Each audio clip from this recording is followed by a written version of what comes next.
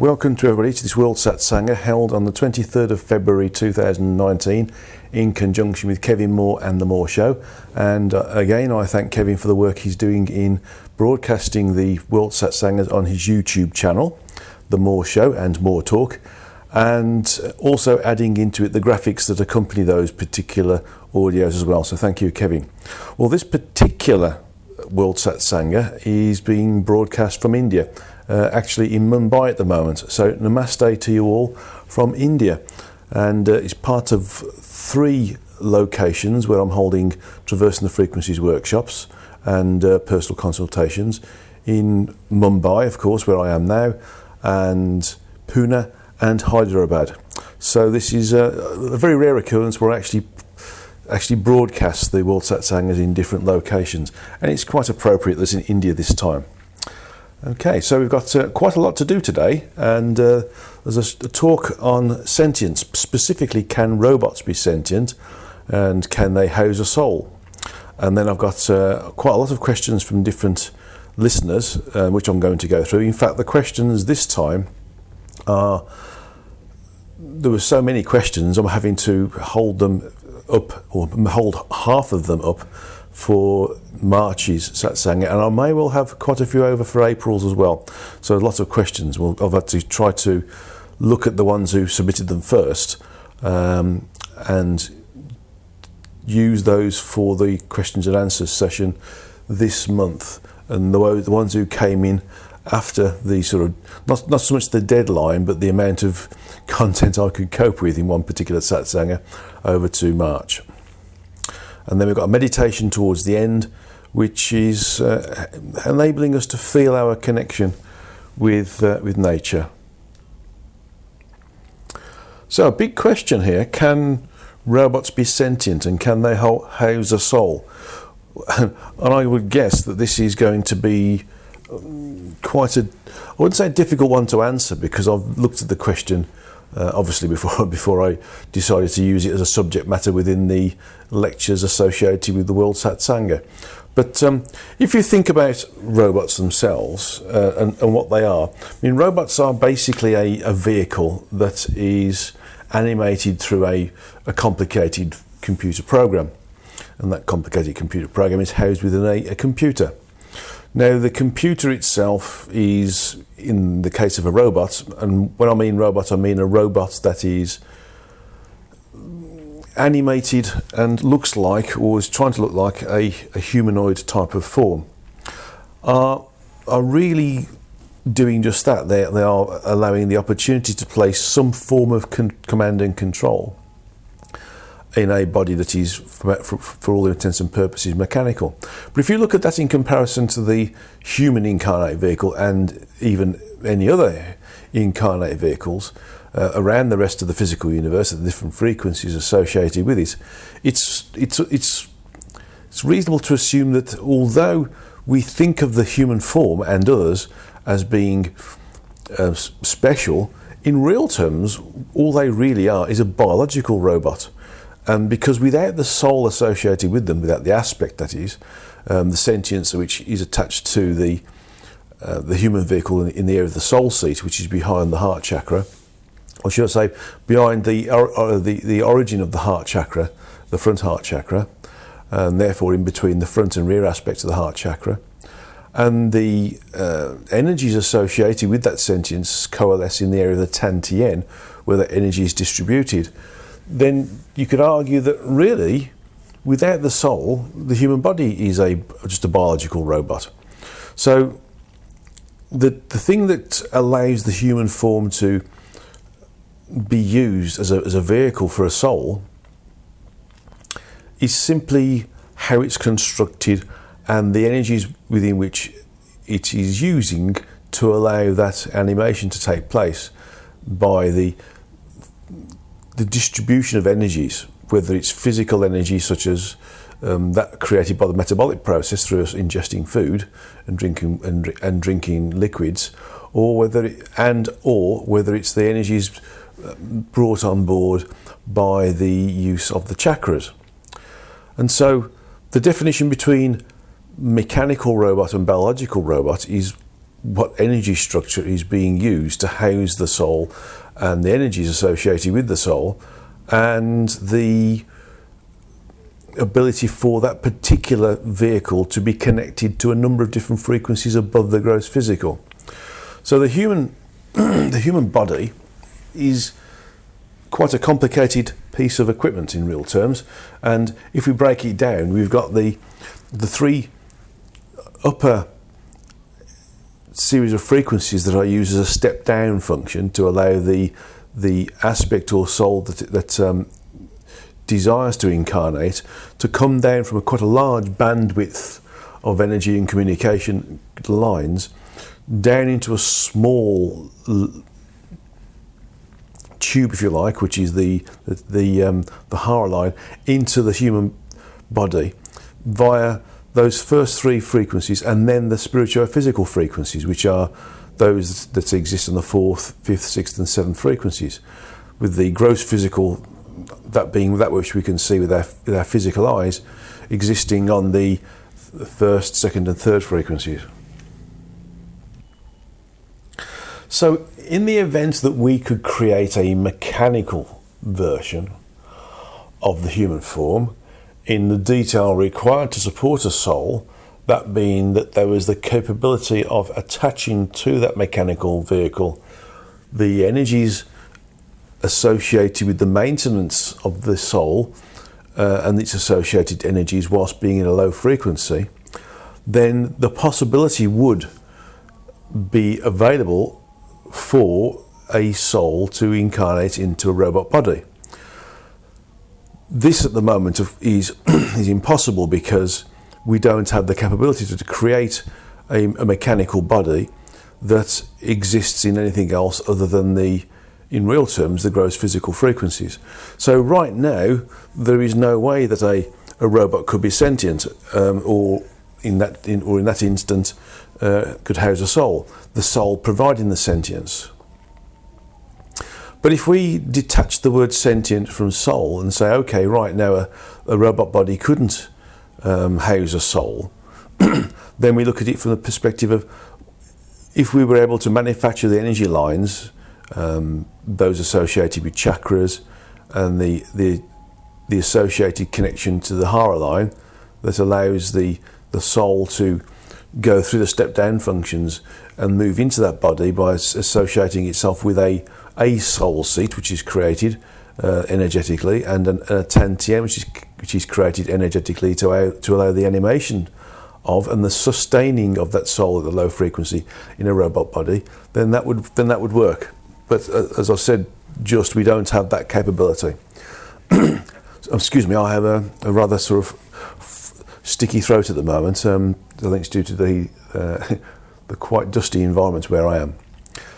If we consider the other side of it in terms of sentience, and then we look at the 20 steps that an energy can get to become sentient, and the definition of sentience largely being the ability to create, analyse that creation, modify the creation and reanalyse it, and that creation has got purpose, and the ability to consider that purpose for that creation and maybe create other creations that support that first creation, then the likelihood of a robot or even a computer having that level of capability as a result of a complicated computer program is actually quite likely.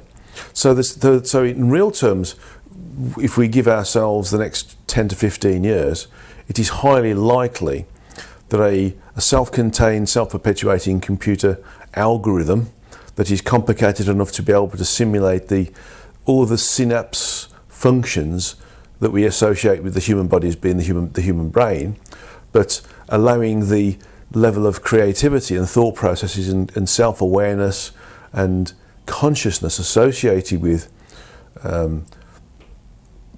being able to interact with the environment and those others around us in a way which donates that particular algorithm has got sentience, then the answer is yes.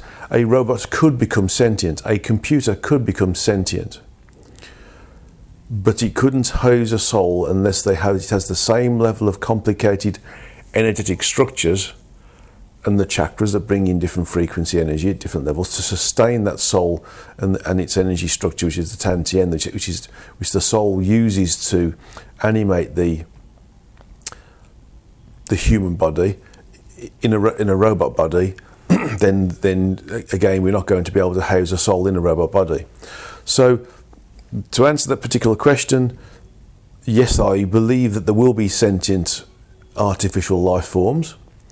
The level of artificialness may end up being biomechanical or totally biological from that perspective, in which case, if it's biological, there may be higher levels of technology later that would allow the generation of or the creation of the energy structures required in the complexity required to house a soul and its associated energies. But that's a long, long way away. But in general, it's quite likely that we will have a sentient, and certainly conscious and self-aware and creative series of algorithms that allow an artificial intelligence to become what we would classify as sentient and be, by and large, indistinguishable from the ability for us as human beings to discern whether it is in fact a human being or a machine that we're talking to. So I think it's going to be interesting times. Artificial intelligence is something that is definitely going to happen with the way in which we're progressing with our technologies, and the possibility of a soul animating such technologies is highly unlikely. Certainly within our technological time frame, and even thousands of years in the future, unless we're able to operate on and access the ability to manipulate the frequencies right up to the 10th frequency and above, and communicate with the guides and helpers who assist souls to incarnate into vehicles, we're not going to get the ability for a soul to connect itself with any form of artificially created vehicle that has the potential capacity to house the energies associated with the maintenance of the soul. So I hope that is a reasonable answer to what could be quite an interesting question. Okay, so let's move on to the questions then. We've got quite a lot of questions here. I'm looking at my looking at my computer here. I have basically 4 A4 pages of questions here. Although I hope it's quite large type looking at this, and it's not. It's all 11 type. But we'll see what we can do with the questions and how fast we can answer them in a clear and concise way, which is going to be acceptable to those individuals who asked the questions in the first place. So this is from FN, and there's about 10 questions from FN, so I'll also do the best I can to answer them, because some of these questions are nested questions. So the first one's about Sadhguru of India, and I'm here in India, so it's quite a reasonable thing to be able to ask this particular question whilst I'm here. And the questions are: is he a quantities master? What is his inner engineering yoga? Is it like Yogananda's Kriya Yoga? And what does this yoga intend to accomplish? Which source entity sent Sadhguru, and which former spiritual leader is he connected to or reincarnated from? Sadhguru gets involved in his country politics, and sometimes he makes comments that are arrogant, and it does not seem too spiritual or humble. Are we reading it right, or is he also, as he also has issues as an incarnate being? Well, I'm picking up he does quite a good level of work. I'm feeling that he's not a quality-based or qualitative guru, and I'm also being told he's not a master as such. He may describe himself as a master, but I'm not being told he's not an incarnate master, or in terms of being an ascending master, or one that could be classified as a potential future ascending master. I don't know what his inner engineering yoga is, but it doesn't sound like it's Kriya Yoga, which is based upon breathing techniques and with the mental processes derived from Raja Yoga. But I'm picking up it's all to do with the way we think, behave and act, which is a reasonable way forwards in terms of how we can progress spiritually and increase our evolutionary content.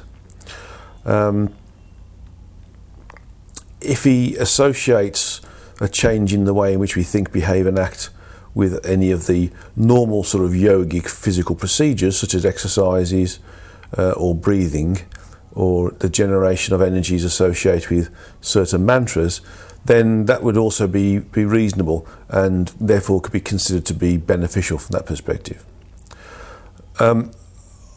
He's part of Source Entity 1, same as us, so he's not been sent by any other source entity, and that would make that would make sense because in essence he's not a master as such, so he's therefore not associated with any other source entity. The yoga itself, what's it intend to accomplish? I would say a clarity of thought and mind and body if used correctly in a pure way. Like everything else, the way to enlightenment is there provided we're prepared to work with that way to enlightenment in a pure way. And yoga, like many things that are initially physical, are simply a focus to help us become more centered on who and what we are and gain self-awareness and enlightenment based upon the focus of our concentration through meditation and through various different, if needed, physical techniques to allow us to become our own master, so to speak, of that which we are and the interaction with the environment. In terms of him getting involved with his country politics, I don't feel this is of benefit to him or those around him. Maybe he feels that he can affect a change of thought, behaviour and action by being involved in politics. But from my perspective, a spiritual leader wouldn't get involved with politics as such. They may have to circumnavigate them somehow in terms of what they're doing, what they're trying to achieve, providing it's of the purest sense and it's there to benefit individuals and therefore be of service to individuals.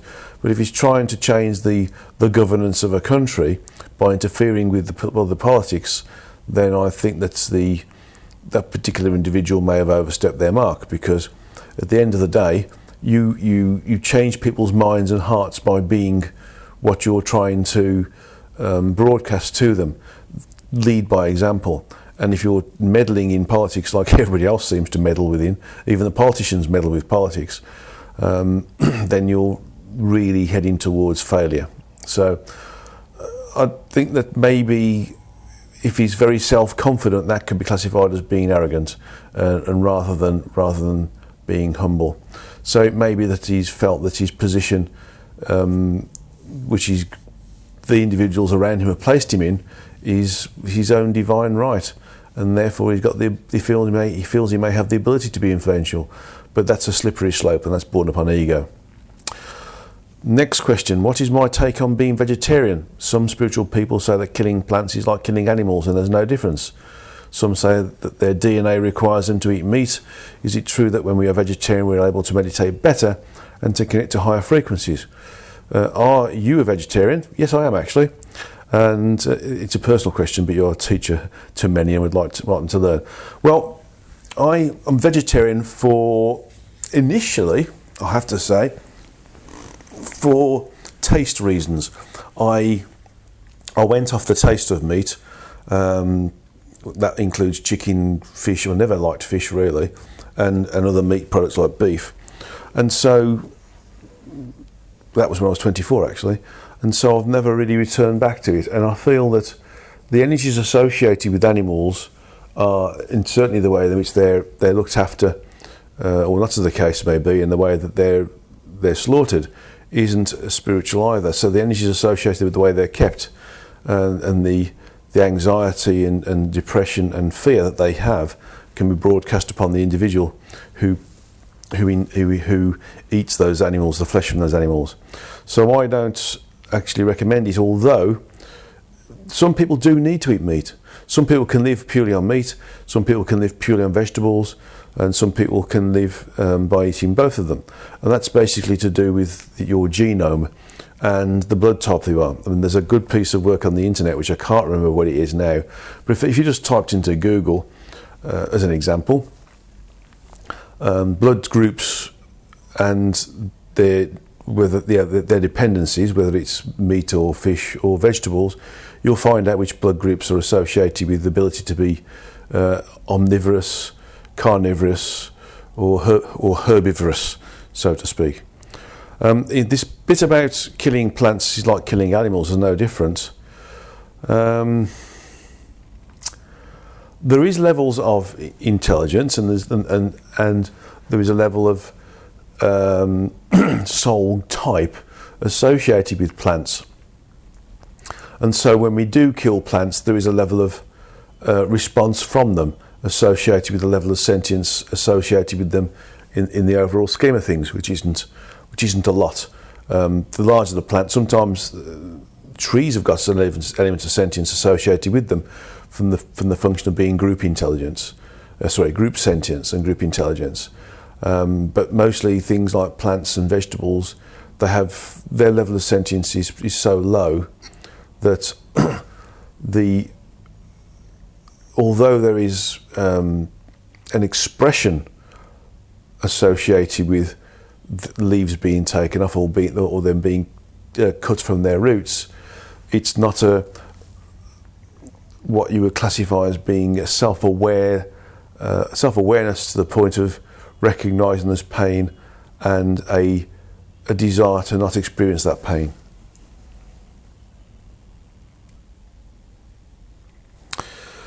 Let's look at the next question then. Who are present masters that are incarnated to guide us, and please provide names and what is their goal? When I looked at this question, I thought, no, that's an interesting question.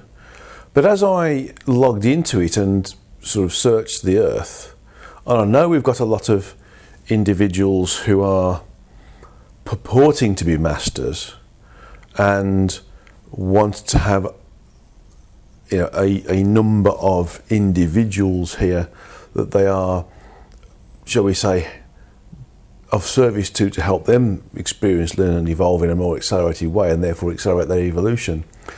Other than Babaji, who has been here for some time as a master, I'm not picking up anybody else at the moment.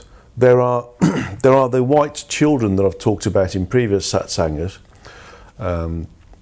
but they are not ascended masters. They are of the quality of a master, so to speak, but they are not one of the ascended masters. So right now I'm picking up that although we have some individuals of note on the planet, the only one I would recognise as being a true master will be Babaji. And Babaji is one who is in complete control of who and what he is. He's self-aware and manifests a human form whenever he needs to interact with human beings, or those of his followers who are capable of working with him. So Babaji is the only one, as far as I'm aware, and doing a scan around the earth, I'm not picking up anybody of master quality. So that's an easy question to answer, really. It's probably not the answer to the question that was required, but it's sort of indicative that right now we don't have the quality of individual on this planet who could be classified as a master. Babaji's goal, by the way, is to do things in the background. He influences things from a covert position, using individuals who know him and who he trusts. And he's not interested in quantitative levels of followers or even many qualitative. He just happens to like to be in the background and work with a very small number of individuals, sometimes once, sometimes twice, and an even smaller number who are in contact with him on a reasonably regular basis whilst they're incarnate. And what I mean by reasonable regular basis is they may have 2, 3 or 4 contacts with them in their whole lifetime.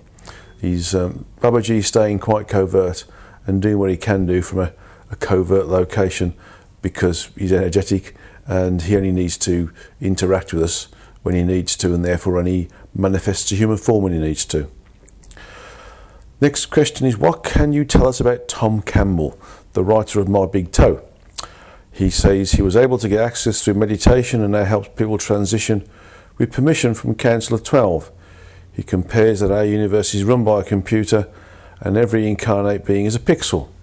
He's a physicist. He seems to have changed his life plan when he persisted to be let in, and the Council of 12 finally agreed. Is that true? Could we change our life plan like that? From your book, you said that it's next to impossible. So how can we make that happen?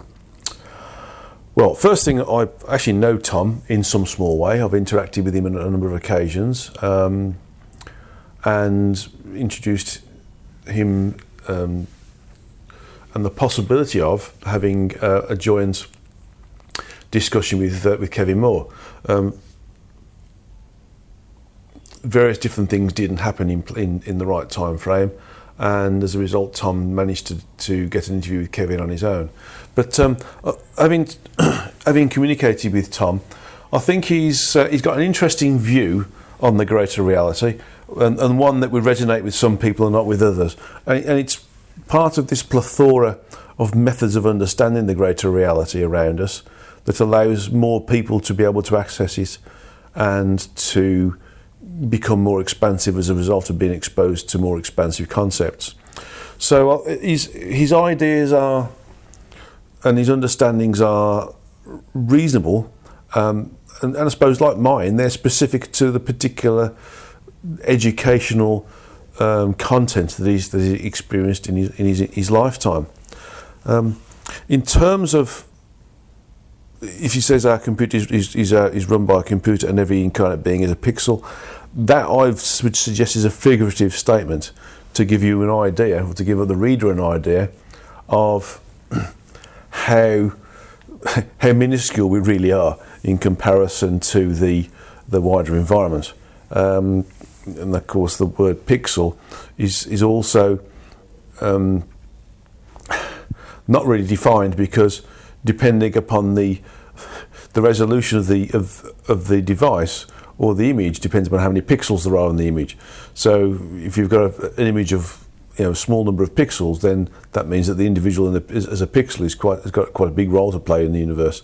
But if the image is has a huge level of pixels, then you can see that an individual defined as a pixel is a smaller fish, so to speak, in the pond.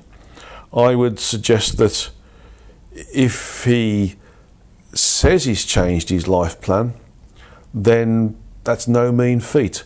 My understanding is it may well have been that this is his role, what he's doing now, and all he's done is accessed his role by understanding his role, or has, for want of a better word, recognised that he needs to do something, and then accessed whoever his guide and helpers are to say that this is what he wants to do, and this is what he wants to do for the rest of his life. It is very difficult to change a life plan, because although we work with our guides and helpers, and there's and the life plan is basically a series of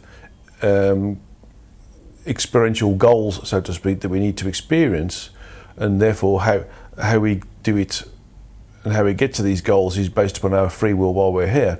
In real terms, there's a whole group of guides and helpers behind us who are working with us on achieving these goals, and doing lots of behind the scenes organisation in terms of making sure that we're in the right place at the right time, communicating with the right people, interacting with the right people in the right environment. And so there's lots of downstream functions to that as well. And not only that, there's lots of other individuals who interact with us for their life plans. So to say that we can change a life plan and get away with it without having massive downstream functions and affect countless other people in countless other parallel conditions is a bit of a statement. I would suggest that his change in his direction was already part of an overlying life plan. Maybe there was two plans there in effect that he was capable of dropping into, and the one was there naturally, and the second one was there if he desired strongly enough to move into it, and that would have created a significant amount of persuasion in the energetic, and would depend upon the ability for the guide and the helpers to have had this in there as a potential direction of his life plan in the first place. But irrespective, I think he's doing a good job, and although I probably wouldn't use the descriptions that he uses to describe the greater reality, it is useful for other people to have an alternative method of understanding it for those who think in that way. So that's my answer to that particular question. Okay. Next question is, if one has had any addiction but he or she recuperated from drugs in their incarnate life by attending Alcoholics Anonymous meetings, etc., do they still have to be quarantined? This was mentioned in the AND dialogues. The level of quarantine depends upon the level of dependency on the drugs and the level of the ability of the incarnate soul to, or aspect in my terminology, to disassociate themselves from that addiction. Sometimes the addiction is there as part of a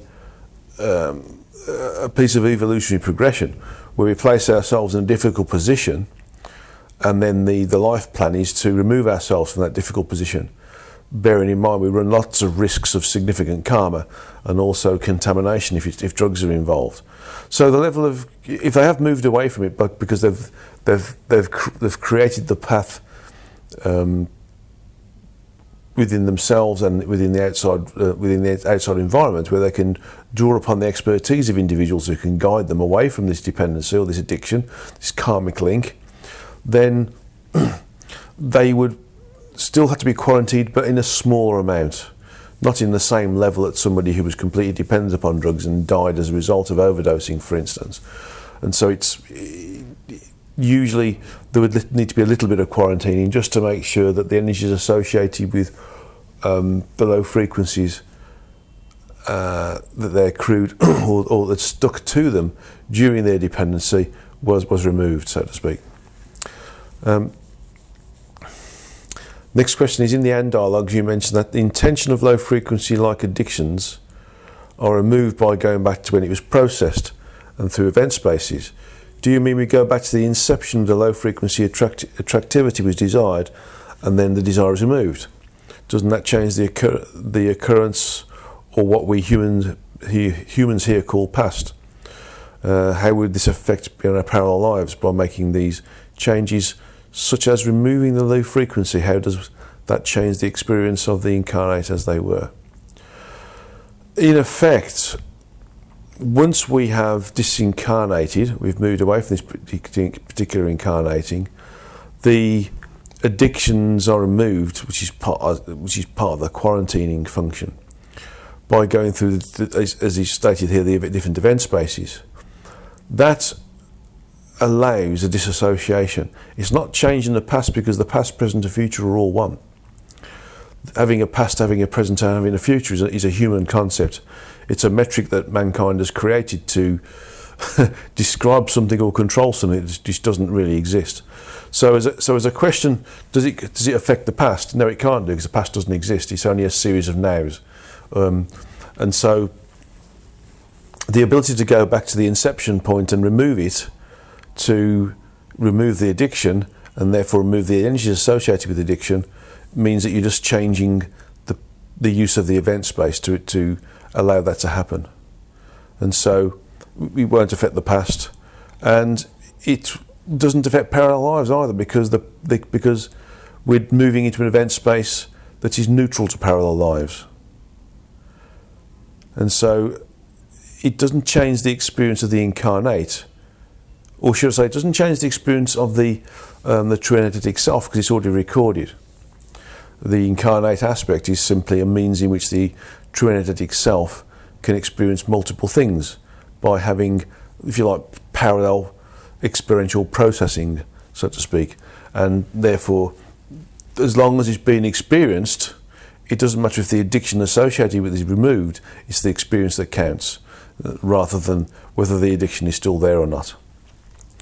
So next question is, when one is disincarnated and he or she has desires for low frequencies due to addictions, could this disincarnate avoid going to the light? I mean, is this one of the reasons that this disincarnate chose to stay at low frequencies and become an entity that has no ability to digest its own energy and attaches itself to other incarnates, i.e. becomes attachment to humans with similar low frequencies, or attaches itself to incarnates when the incarnate has low emotions, etc.? What is the whole post-incarnate process for individuals who do not follow their life plan and commitments? Well, I think that's a difficult question to answer in the second instance. But the first instance, let's have a look. There's never a situation where an aspect avoids forever going back into the light, so to speak. Going back into the light means that they go back into the frequencies associated with the location of the true energetic self. So there's never any condition where that never eventually happens. And so the thing to notice is that although there may be a time when an aspect desires to stay where they are and not recommune with their true energetic self in one of the various different ways in which they can commune, they eventually will change because of the work of the guide and helpers. And so that particular entity wouldn't become like an energy vampire, for instance, and take energies from other people, although we do have people who do that whilst they're incarnate. But in essence, the entities that do take energy from us normally are astral entities, and not entities that are based upon the individualization of sentience from a higher entity, such as our source. Okay, so it's irrespective of what we do and how we do it, we will all return back to the light, so to speak. That light being the ability to recommune with our true energetic self in one of the 6 different methods of which we do so. The next part of this question, I'm going to read out again. What is the whole post-incarnation process for individuals who do not follow their life plan and commitments? Well, the post-life plan or post-incarnation process for individuals is the same, irrespective of whether you followed your life plan or not. And that's explained in quite some detail in the end dialogues. So, if you don't follow your life plan, you simply have to review why you didn't, and what circumstances led you to not follow those sort of inbuilt desires to achieve certain goals or achieve certain levels of experiential content, so to speak. So when a soul, by and large, misses a significant amount of those experiences it's supposed to have, it simply has to replan another life and try to achieve them in the next life. So it's simply, the process is simply understanding what wasn't achieved, what circumstances created the condition where they weren't achieved, and how the interaction with the guide and helpers affected or didn't affect that ability to have that experience. And so that's the background towards that. And again, the end dialogues illustrates the process of the post-incarnate analysis of the life in quite some detail. In detail, actually, from what I can see, above and beyond most of the previous texts. Although the previous texts have validity, the level of detail is generally based upon where we were from an expansive capacity at the time and level of education at the time. Okay. Next and last question from FN. What does this mean when I wrote, in order for the individualization to work within a collective condition, the collective needs to be under the creative authority of a single true energetic self? This means that a single aspect can work in an individualised way in an individualised way, while still working within the functionality of a collective. This can only work when the true energetic self is in full projection of its primary aspects, all 12, and without shards, and when they are in the same frequencies and the same event space in the same incarnate vehicles concurrently, when they act out the pre-agreed suicide is actioned. So basically, this is in Kindle, it's in page 1802. So I'm not sure there's not two things here together. Let me just have a quick look and understand. Well, I've decided I think I need to read this out again because it's a little bit confusing at first until you have to read it about 10 times. The question is, what does this mean when you wrote, in order for the individualisation to work within a collective condition, the collective needs to be under the creative authority of a single true energetic self. This means that a single aspect can work in an individualised way while still working within the function of a collective. This can only work when the true energetic self is in full projection of its primary aspects, that's all 12, and without shards, and they are in the same frequencies, in the same event space, in the same incarnate vehicles concurrently, when the act of a pre-agreed suicide is actioned. So the whole thing is relative to the acceptable conditions that allows an aspect to, an incarnate aspect, to end or terminate its incarnation through an act of suicide, and in my understanding would allow no downstream evolutionary death to occur or subsequent karmic debt to occur between those individual aspects who would have interacted with that aspect had the incarnation of that aspect been maintained. And so the individualisation side of it is really to do with not so much individualisation in terms of an entity, but individualisation to the point of isolation of the effect of a particular aspect being allowed to terminate or create a termination junction within its incarnation by self-demising, so to speak, by ending the incarnation through things like lethal injection or electrocution or carbon monoxide poisoning or hanging or jumping off a high location, those sort of things. Well, I hope that's answered that question, but it seems to be what allows the conditions where an aspect can be allowed to commit suicide, and that there's no downstream functions associated with it, downstream evolutionary debt functions associated with it. So I think that's a good question actually, but it's one that needs to be observed, and actually I would suggest that people who are interested in termination junctures and the process that we go through in terms of the pre-incarnation, post-incarnation process, do go and either get the Kindle of the AND Dialogues or buy the paperback version, because there's a lot of information in there which is very useful for people, and it's the sort of information that will allow us to make decisions about how we exist and how we navigate through this incarnation in a way which is more efficient and more evolutionary acceptable. Next question is from DT.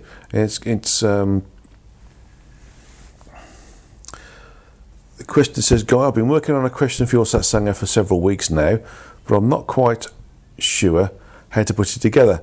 It concerns Lord Metatron, information from the Uranta book, and ETs from a book from the late 50s where they made contact with a group in Detroit. First of all, the ETs said that the Great Pyramid was built around 45,600 BC by crews from the third planet of the star of Aldebaran. The original base was 765 feet per side, and the height was at 486 feet with a 51-degree angle. But around 3000 BC, Khufu added the limestone sides, and the capstone was copper and shone for hundreds of miles. Also, at 243 feet beneath the base, a generator was installed which functions to this day. They gave other dimensions which were all multiples of 9. The reason why, or reason given, is that 9 is the key to the mathematical science dealing with magnetics. When I calculated the rise over the run and looked at it in my trig tables, the angle was a bit more than 51 degrees, but not 52 degrees. The question here is whether any of this is true, or how much is. Well, certainly the pyramids were available a long time ago, and certainly 45,000 years is a minimum, in my understanding. In my understanding, they were generated by the Atlanteans. Now, I've not asked the question whether they were helped by another incarnate race of a similar frequency to that the Atlantean civilization was whilst on Earth. Let me just ask the question. Well, I've been told that the Atlanteans understood the relationships between geometrics, sacred geometry, and the dimensions associated with them, and the ability to attract certain energies and harvest those energies. And I'm being told that they also knew about the existence and communicated with other incarnate civilizations within our galaxy as well. And they, at times, shall we say, requested the use of, or the help of, the integration of, or the installation of certain technologies that they were not so expert in, so to speak, and they traded those technologies for what they knew about crystals and other more natural technologies with these other races.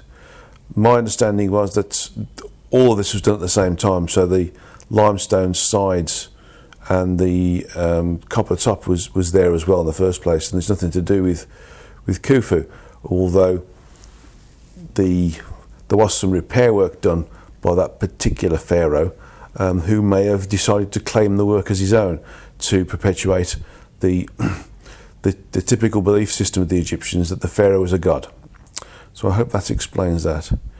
Now the next question is, now this part should be in your new book, which I haven't seen yet. The Uranta book claims 7 super universes travelling back counterclockwise. Let's have a look at this. Yeah, 7 super universes travelling counterclockwise around the central sun. But Metatron describes it in this way. Our galaxy belongs to the Dal universe, where Michael is the Lord. 12 universes is called a cluster. Ours is called Un, ruled by Mal-al-Lale. 12 clusters are called a ring, 144 universes. Metatron is Lord of Hours, 12 rings are called a wheel. All rotate around the central sun. So, he says, see my confusion. Is any of this close? My feeling are that Metatron is correct because the origin works in groups of 12, as does our source entity. If you disassociate the angelic aspect of it and just look at the structure, then in effect what we are looking at is a way in which the structure of the multiverse is described based upon the level of education of the time. And it's quite common. I mean, I've described the structure of the multiverse through the help of one of my helpers in the past to show it as a pie chart, and split it into thirds, and each third being a subdimensional component, and each subdimensional component having 12 frequencies and therefore universes associated with it. But the number of universes I have versus the frequencies is 397 universes in a 12 dimensional multiverse that we exist within, but 408 frequencies. So my understanding is that the information is corrupted, but is based upon a truth that may have been difficult to digest at the time, and therefore was simplified in some way and may be corrupted with other information later. Okay, well I hope that helps in terms of understanding. That is quite a difficult concept actually. Good. I've got a question here from HF, who says that in the Bible the original text introduces God in the plural as Elohim, a group or council of beings. Then it singles one out of the group and designates that being as Jehovah Elohim. Throughout the Bible it speaks of different individual names or titles as designations for whom we consider one God. Those names are recorded as Jehovah, Adonai, El Elyon and El Shaddai. Are these multiple titles for one being, or are they separate beings that we've been labelled collectively as God? And if they are separate beings, are they all part of the Elohim? My understanding is that the source entities are classic, or what really should be termed as the Elohim, the co-creators, the original creators of that which is within the origin, and created by the origin itself. Each of the source entities is created by the origin itself. So they are the co-creators, and the co-creators are the Elohim. So again, it's to do with understanding the meaning behind what was trying to be broadcast to individuals of a certain level of educational intelligence. Not being derogatory in the use of these words, but if we're only working with 18th century technology, how can we explain a computer to somebody? How could we explain an aeroplane to somebody in the 15th century? So we have to think of it in these ways. And so sometimes they were given, the source entities were given names if that information was being taught to people to help them understand. I mean, we understand the words source entity 1, 2, 3, 4 to 12 now because it's a logical progression. But that progression is only there as a function of the order in which I managed to contact them. It has no other weight other than that. So if the source entities decided to give themselves names, which are in English or whatever earthbound language they are, which is highly unlikely, then would they give themselves those names, or have those names been given to them by those individuals who in the old days were able to communicate with them? My understanding is that it's probably just a way of demarking the different source entities based upon the time frame that there were. Time doesn't exist, of course, the event space within which that information was being broadcast, and the names are simply there to demark the source entity with the functions and the ways in which they're evolving on behalf of the origin. So each of the Elohim would be one of the source entities. Okay. And if you think of it in terms of a council, they're a council 12 source entities, 12 Elohim. Elohim being a name for those who are the sort of the start of creation as we know it, in the definition of what I'm understanding. Okay, not any religious texts. Okay, next one's from WP, who says, "Hi Guy. Question 1. Why is it that mankind has always believed to some degree that sometime during one's lifetime the world as they know it will end? The biblical end of times prophecies, the coming pole shift, the 10th planet entering and disrupting the solar system, global warming, peak oil, and even Y2K, etc. As someone said, the world has a bad habit of not ending. So why the ever-present narrative that it will end soon and any day now? This all seems to be part of the superstitious nature of man, in a constant state of worry about things that never happen. Seems like a colossal waste of time and a major inhibitor to spiritual growth. And it's also a waste of cerebral horsepower.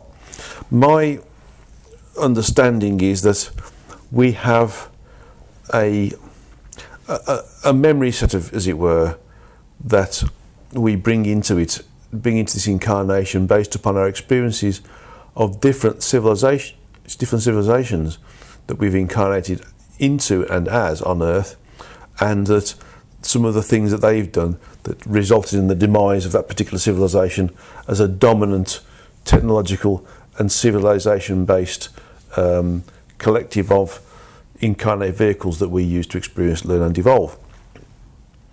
And so some of the things that we are doing now would would trigger a memory, so to speak, that we would be able to access energetically, and the potential possibilities thereof of these things being part of a number of things that could create a cataclysmic effect of some sort.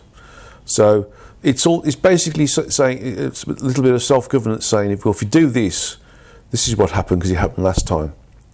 And when we see these things around us, we start to think, actually, if you're not careful, this could happen because it happened last time, and this was one of the key issues that created that problem, and this particular key issue is manifesting itself now. So it's basically us warning ourselves that we have to behave ourselves and move ourselves away from certain thoughts, behaviours and actions because they've been seen before. Second question here is, when you're in contact with our source entity or origin, do they exhibit feelings, emotions, compassion, or is it more like talking to a robot devoid of these human tendencies? This is an old question, I suppose, but it really gets at what is the nature of these beings. Religion is ambivalent, it seems, both fearing a vindictive God who will smite the evildoers and a loving God, but only for those that follow the rules. Of course, religion has no clue about the nature of God, but I do. I have a small understanding of God, but one thing is for sure, it's not vindictive, it is all loving, and it allows us to do it allows us to and approves of everything that we do, irrespective of what we do, because it all creates a level of understanding of every aspect of self, whether it is interacting with others or interacting with the environment or interacting with others within the environment. So do they express emotion? Well, if you consider it very logically, every emotion that we've got is a function of us, and therefore a function of source, and therefore a function of origin, because we are individualized units of source, and the source is individualized units of origin. So that which we experience, source experiences and origin experiences. So they will experience the things we experience, but in a significantly more knowing way, in terms of trying to understand it in a bigger picture than we do. We tend to use these things in a personal way, whereas the source and the origin would be considering these things in a much bigger picture way, in terms of how is this emotion experienced in this way by these individuals, adding to my total experiential set, and therefore adding towards my evolutionary progression and acceleration. Next question is from MO. Okay, and it says, hello, thank you very much for your help in sharing the lists. I hope they will be helpful for others. I will upgrade the information in the next Sangha and when it's on air, and send them to you. So basically this is a wonderful individual who's helping to translate the history of God into Japanese. So there's a number of individuals who are doing similar things in Polish and in Czechoslovakian and in Lithuanian as well. So the books are being translated. The question is as follows. Sentience to pure thought. The sentience is the thinking being and considering, creating, modifying, learning and understanding, evolving and progressing part of what we are. And that's sort of really is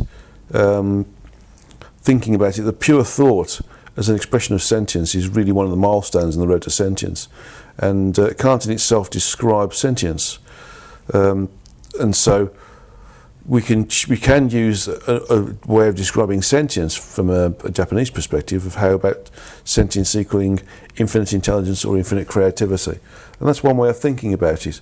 The infinite creativity and the analysis of infinite creativity is another one way to think about it.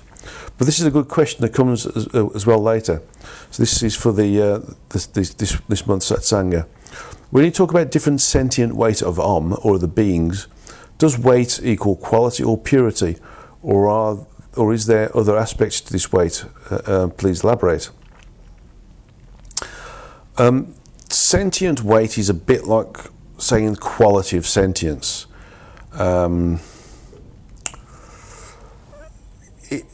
it's the purity of what is within the space the purity of sentience within the space that the sentience exists within.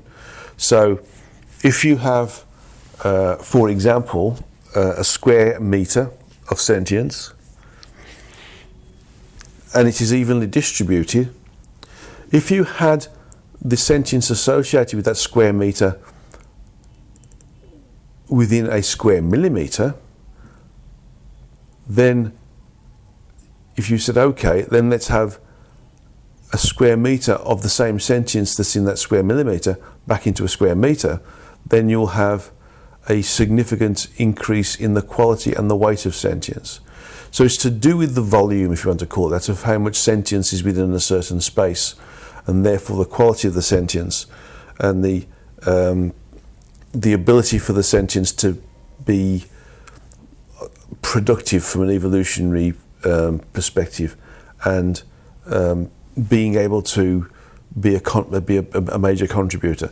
I hope that helps in understanding this, because it's understanding that, if you have a general amount of sentience associated with a square meter, and then squash that into a square millimeter, and then you say, okay, let's put it back into a square meter, but that's sentience that's in the square millimeter will occupy all of the square millimeters associated with the square meter.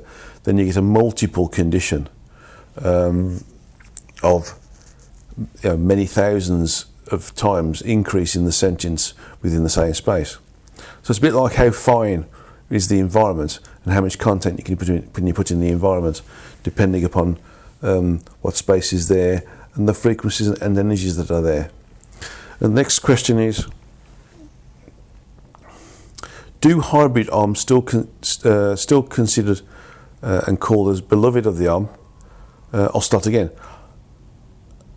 Are hybrid arms still considered as being called beloved of the arm? And also, do they have any benefit of being hybrid? Do they function differently from other hybrid beings? If so, how?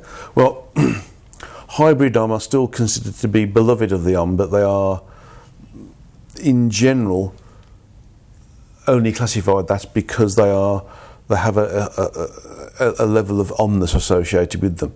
The om energy is a function of the reuse of energy from the origin in its experiment on recreating itself 12 times, and then reusing that energy to create the source entities. And depending upon the weight of omness, so to speak, the weight of sentience associated, that's classified as being om, originally from the origin, then, or part of the original manifestation, that's why it's om, then it is either within the, if it's a small level of quality of om sentience, it either stays within the environment that is a source entity, it's captive, and if it's small enough, it will then mix with the energies associated with the source entity when it creates its own individualization of sentient entities. It's their own versions of true energetic cells.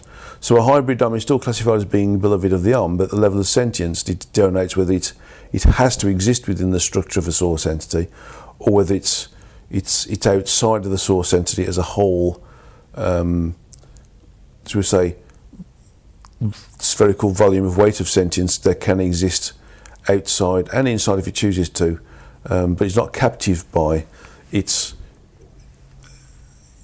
energies associated with a particular source entity.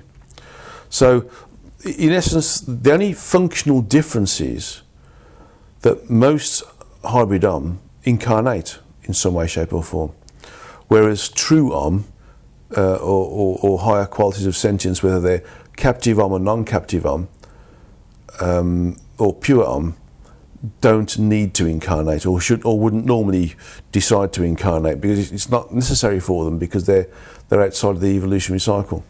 So from a hybrid condition, they would follow the same processes and the same experiential path that follows the evolutionary cycle that every other entity created by a source entity would have to follow. Okay. Let's have a look at this. The next question is questions on forgiveness, from MO. Forgiving someone is difficult, but I feel that forgiving self for wrongdoing is to someone is even more difficult, especially if people we hurt are away or deceased and are never going to see them again in person. Are there effective ways, or is there effective ways to forgive self for what we've done to others? The question, if these were answered before, then I'll read the books. But basically, there's no need to worry about that. These sort of questions they regularly occur, and it's always worth answering them again. Basically,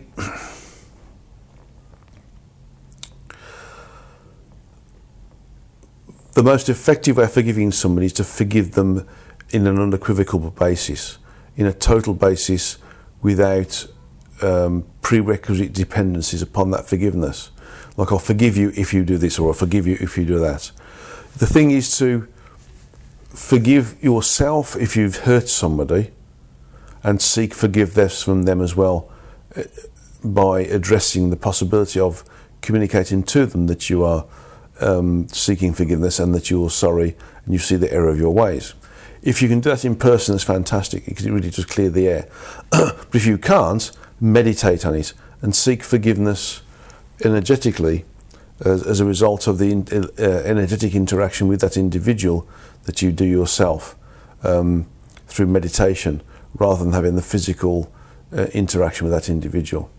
So really sitting down, forgiving the self first, and feeling and knowing you've given yourself forgiveness goes a long way.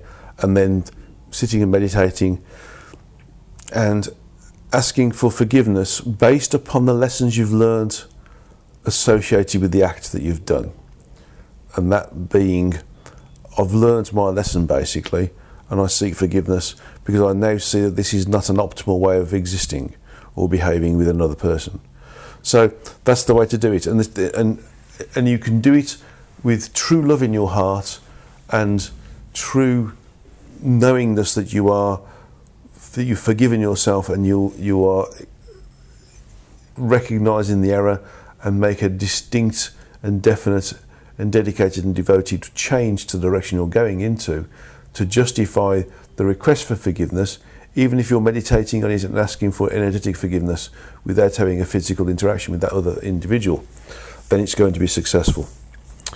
Okay, well I think that finishes the questions as it happens, and I'm just having a quick look to see anything else. No. Well, we've gone through quite a lot actually, and the rest of the questions I've got this month I'm going to use next month. So thank you for all those questions, and I know there's a number of questions that might last several months, so I think that's the opportunity there is fantastic. So I'm going to have enough for next month, so if you do send them in, be aware that those questions might not get answered, certainly not in March, but even in April. So let's see what happens there. Don't be shy about putting your questions in. They will be answered, but it might be a couple of months away yet. So the next thing to do within this satsanga is go through the meditation, which is a meditation on allowing us to feel our connection with nature.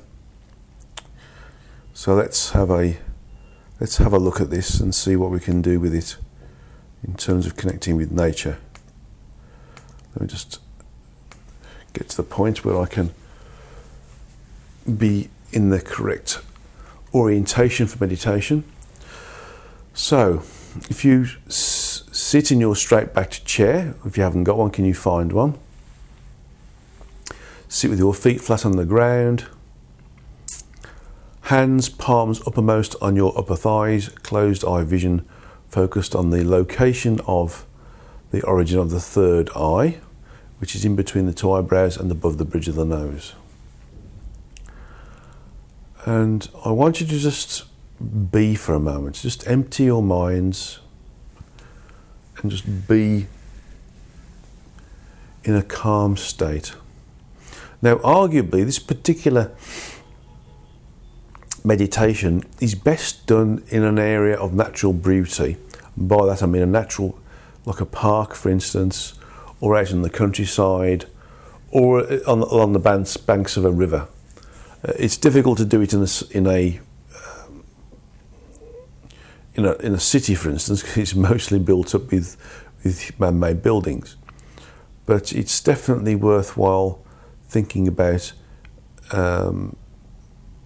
being around natural nature if you can. If you can't, then if you've got a number of plants that you've got in the house, you could have placed these on a table around you or on the floor around your chair whilst you're doing this meditative exercise.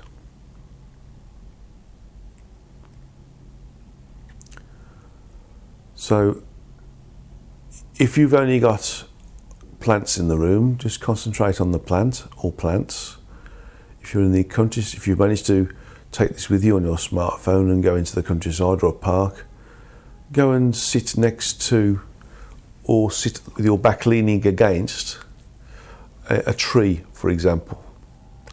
Trees are very good to connect with because they're connected directly to the earth through their root system, and all trees are interlinked together in a synergetic, pan-galactic, or even pan-universal network associated with their particular soul type.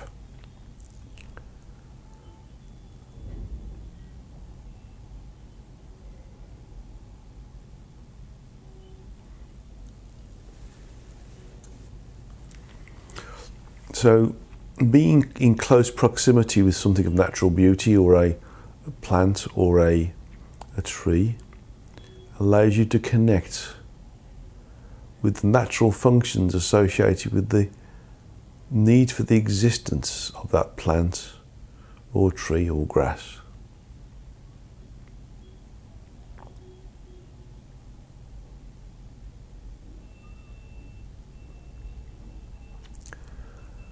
And so focus on a particular tree, or focus on a particular excuse me, plant or bush.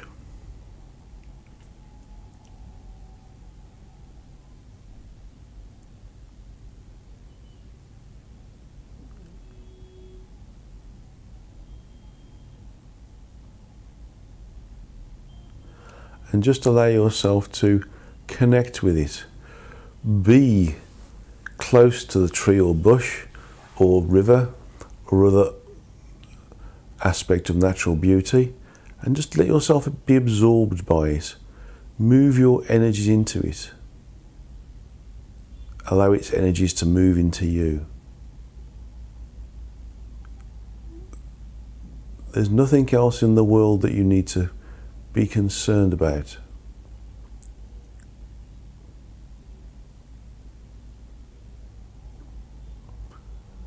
Everything is, in the human world, has no consequence when associated with what you're doing now.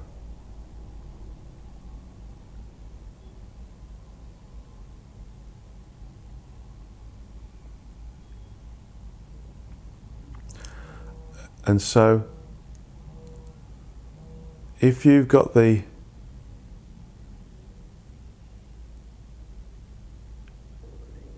connectivity with the tree or the plant or the river or even a mountain, just feel the energies associated with this connection with the earth.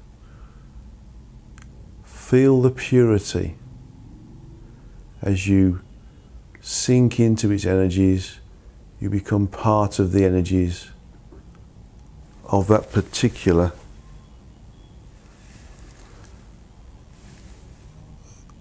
object of natural beauty that you're linking in with.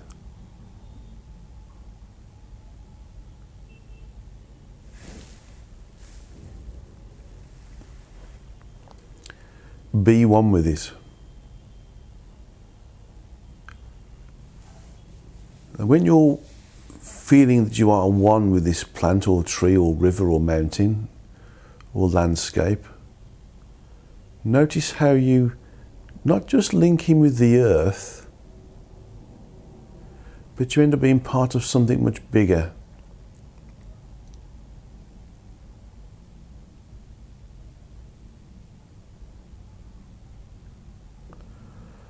When you link into a natural environment or natural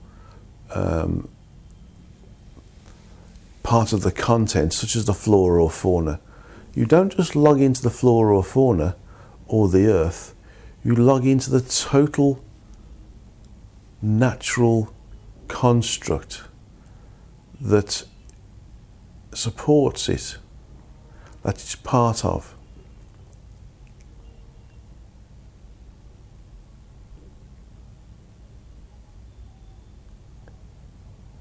And so, not only do you log into that item of natural beauty, or that tree or landscape, and the nature that it is, i.e.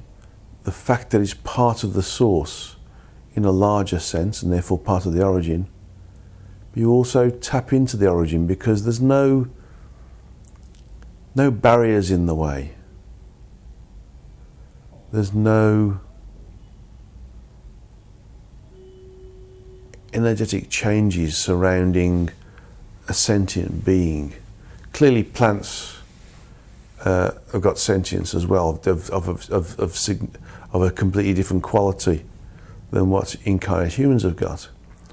But the level of sentience associated with a tree, for instance, or group of trees or collective of trees, can act as an interface between us and the earth and the solar system, and the solar system and the local galaxy, and the galaxy within the universe, and the universe within the multiverse, and the multiverse within the source, and the source within the area of polyomniscient sentient self-awareness that is currently occupied by the awareness of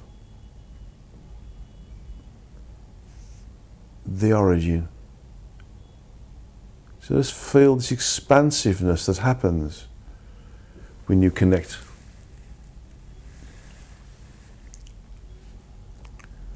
Feel the expansion, be the expansion, be the bigger nature. Feel how expansive you become.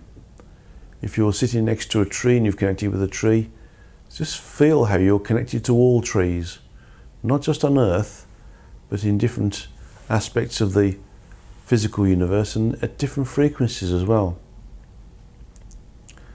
Then feel how you're connected with the structure of that which is the physical universe, and therefore that which is the multiversal environment. And then feel how that structure is part or a small part of the source, and then look and see how the source is one small minute aspect of the overall sentience of the origin.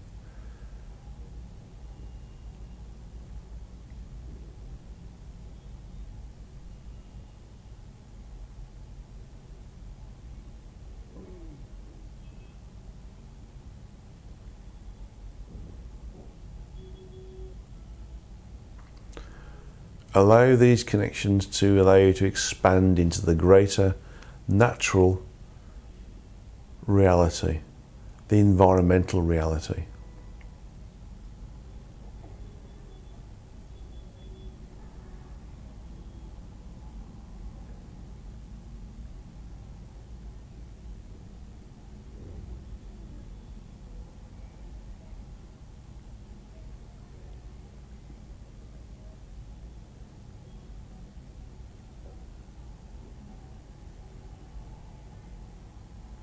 When you're one with the source and the source is one with you through the interaction of the feeling of being connected with nature, you feel the uninhibited,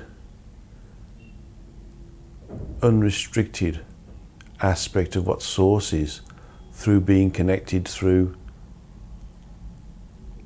the natural side of the environment that it supports in its multiversal environment.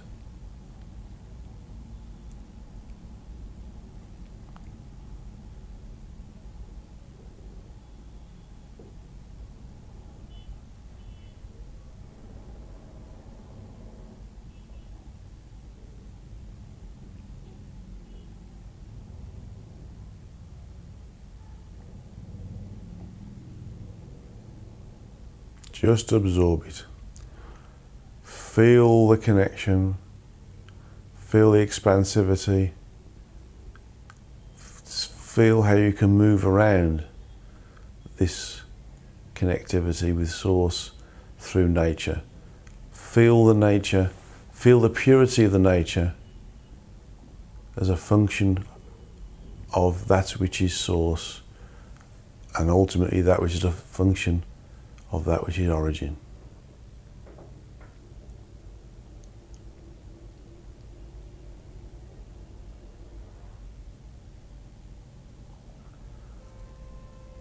Feel the purity of the environment.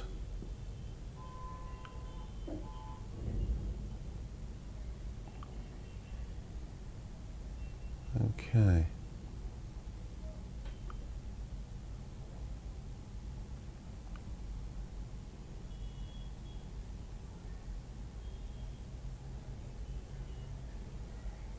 Now you've experienced it and know how to log into it by meditating close to or by, sitting with your back towards, sitting on, or focusing on something which is natural, either a natural area or a natural area of beauty, or a component of that natural area of beauty, or some function of nature which is significantly close to you or within a wider environment.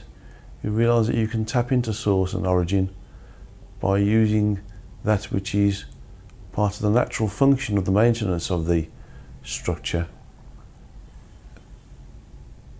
wherever you find that you can take the time to do it. Okay, so let's slowly detach ourselves from this connection. You may find there's quite a lot of you as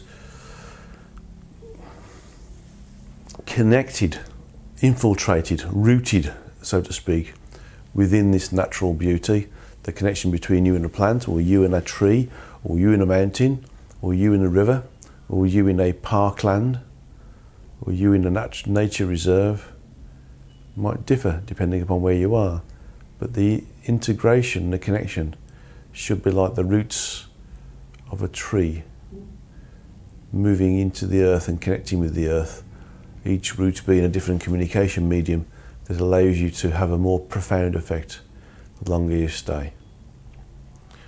Okay, so slowly come back into the room and open your eyes and take a drink of water if you've got some water there, or other liquid that is similar, such as a juice of some sort, or even a cup of tea to help ground you.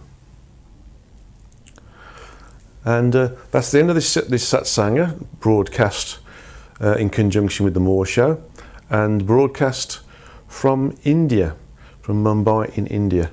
And I have a suspicion that the April satsanga might be in Greece this year. I think I'm going to hit a lot of the normal times I broadcast the satsangas when I'm being in different countries. This might be the one of a few of these satsangas broadcast in different directions, different locations on the surface of the earth. So thank you very much for listening to it. Thank you for participating. Thank you for joining in the meditation. I can already feel you in a different event space. And thank you for sending in your questions. I say I've got enough for next month, but still send them in because I can put them in the queue to be introduced in April's and May's satsanga. Okay. Thank you very much for listening, and I'd like to wish you God's love and namaste.